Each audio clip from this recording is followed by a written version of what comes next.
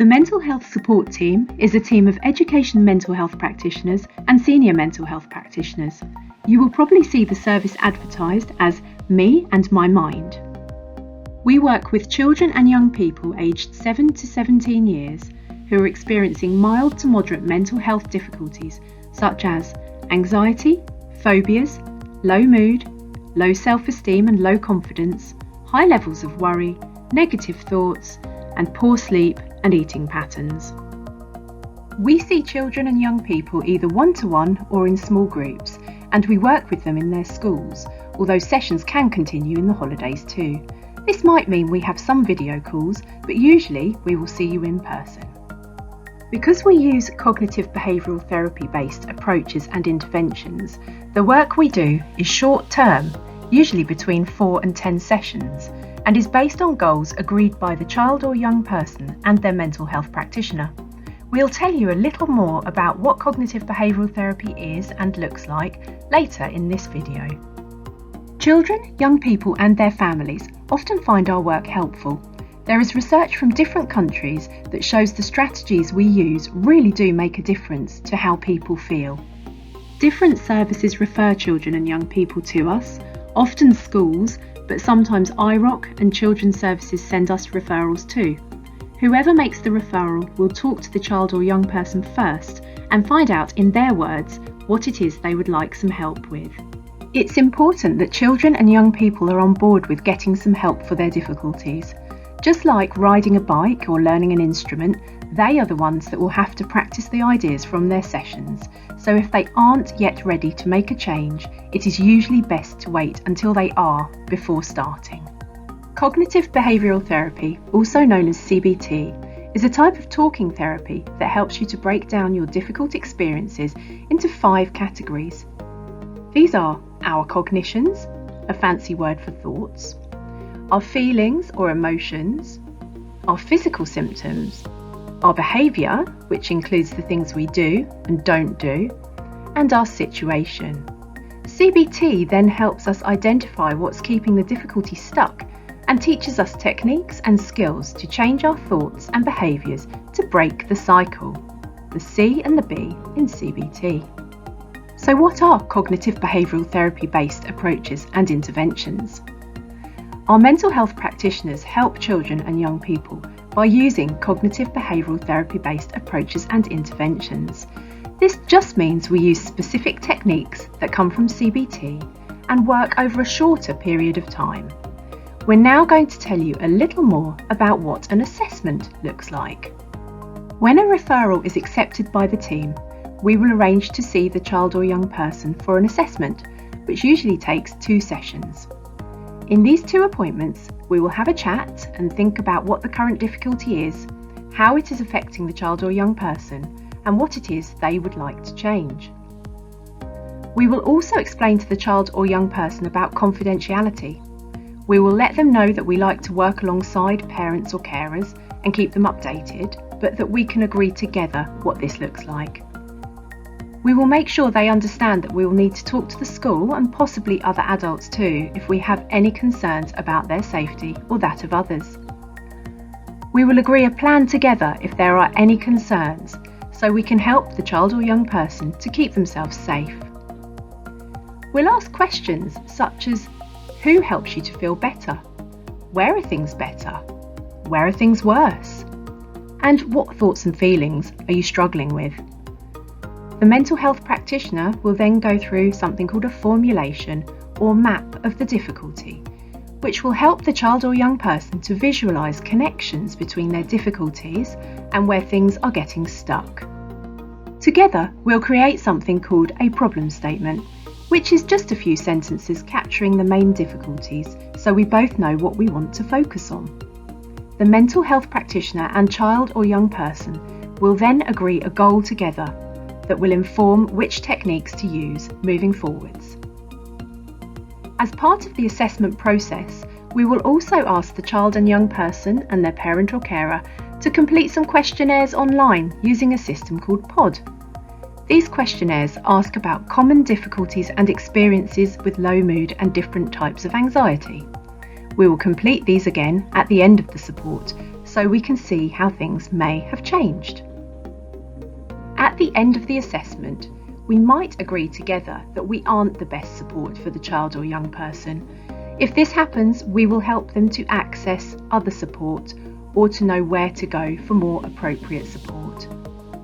If the mental health practitioner and the child or young person agree that they would like to try some cognitive behavioural therapy informed approaches, then we will arrange to continue our sessions for up to 8 more weeks. We're now going to talk you through some of the cognitive behavioural therapy informed approaches and techniques, so you know what to expect and can think about whether this support is right for you or the children or young people you're referring. The support sessions will all follow a similar pattern. The mental health practitioner and child or young person will agree a plan for each appointment.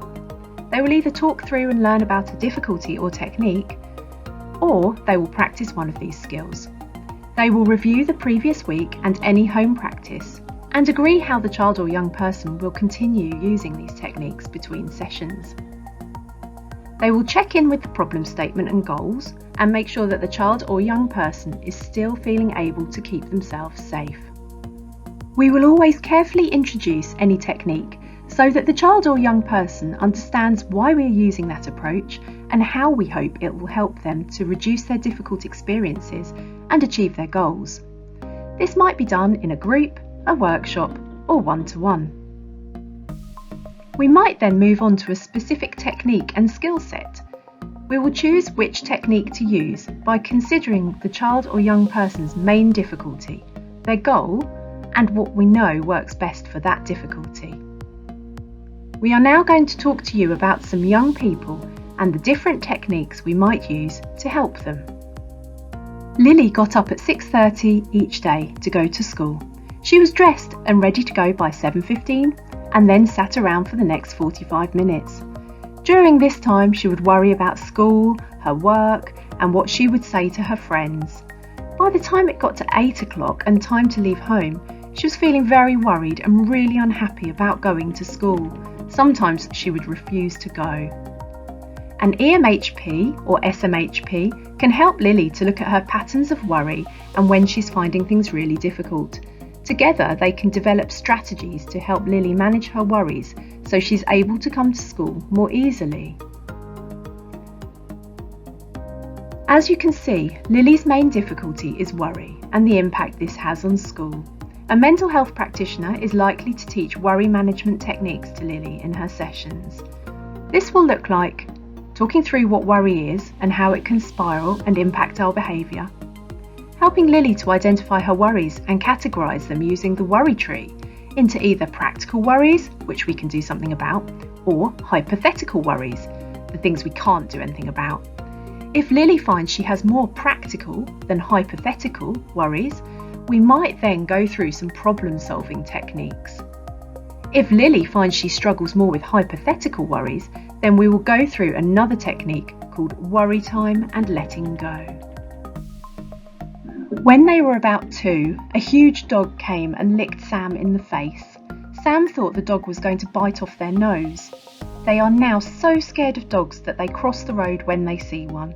Sam won't go to the park because there might be a dog not on the lead, which runs towards them. Sam's fear of dogs is stopping them from enjoying life, and it's making things hard for the rest of the family too. An EMHP or SMHP can help Sam to look at their worries about dogs and, with their parents' help, work out a plan for taking small steps to address this fear. This strategy will also work with building up confidence to be with other people and specific fears, for example, fear of spiders, vomit, the dark, or weather. As you can see, Sam is experiencing a phobia of dogs. A mental health practitioner would work with Sam to break down this fear into manageable steps and then create a ladder of bravery with the least challenging step at the bottom and the most challenging step at the top. They would then work with Sam to overcome this fear by working through each step at their pace to help them to achieve their goal and understand why their body responds to fear in this way. This technique is called graded exposure and can sometimes also be helpful for children and young people who experience panic attacks. Riley likes swimming, But since his mum and dad separated 6 months ago, he has become downhearted and unhappy and has not been swimming at all. He used to like going swimming with his friend Tyler, and although part of him still wants to do it, going swimming with Tyler seems an enormous challenge. Feeling low in mood can stop us from enjoying life, but it can then be really hard to work out how to bring that joy back. An EMHP or SMHP can help Riley to find things that make his life more enjoyable and help him to build up activities so he feels happier about life. Riley and other children or young people whose main difficulty is feeling low in mood will often benefit from a technique called behavioural activation.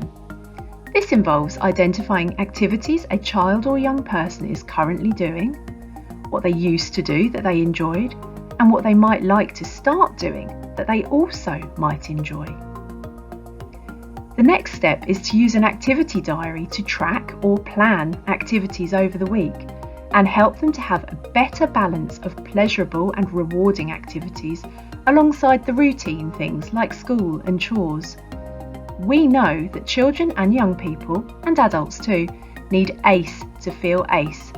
This just means we need a sense of achievement, connection, and enjoyment to feel happy and fulfilled. Sometimes we might also focus in on the child or young person's sleeping and eating routines here, as this is an important foundation to our mood. Sita was watching TV when she noticed herself becoming tearful and feeling very stressed. She was watching one of her favourite TV shows, but she hadn't really been watching it. She was thinking that she had messed all her schoolwork up, that she wouldn't pass her SATs, and she was stupid. Sita thought that she was a failure and others would like her less if they knew how she was struggling. Sita couldn't stop all the horrible thoughts from going round and round in her head. An EMHP or SMHP can help Sita to think about her thoughts and see whether she can reframe them so they're not so unhelpful. This will also help her to feel more positive about life. Like Sita, lots of children and young people can find themselves getting stuck in spirals of negative thoughts. It is really common that these patterns and cycles of thoughts can make us feel worse.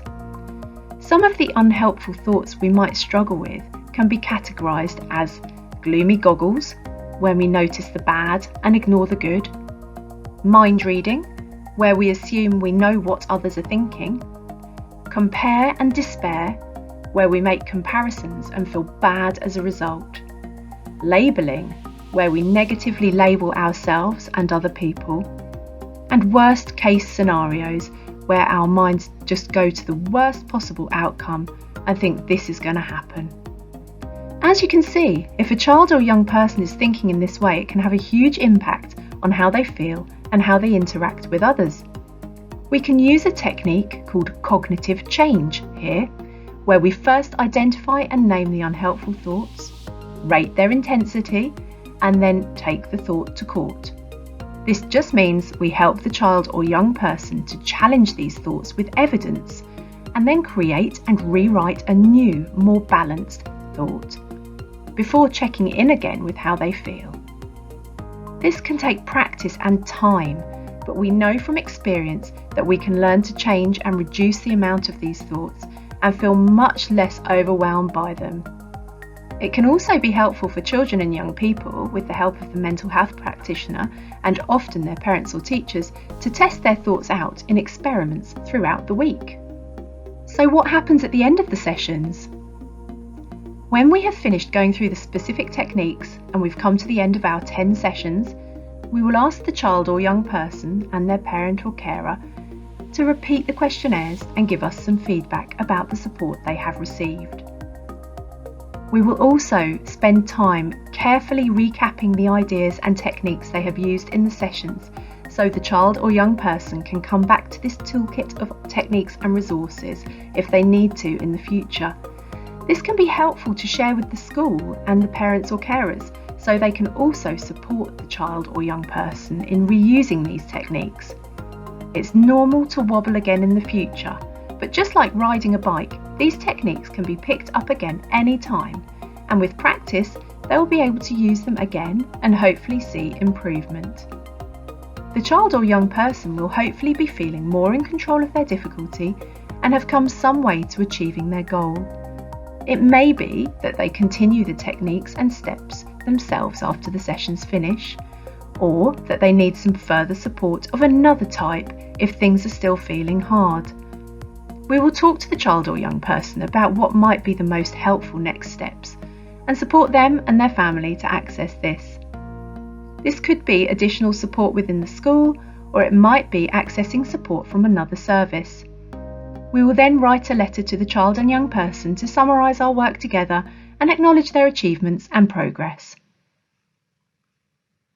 Hopefully you found it helpful to see the way that Me and My Mind can help children and young people experiencing mild to moderate mental health difficulties.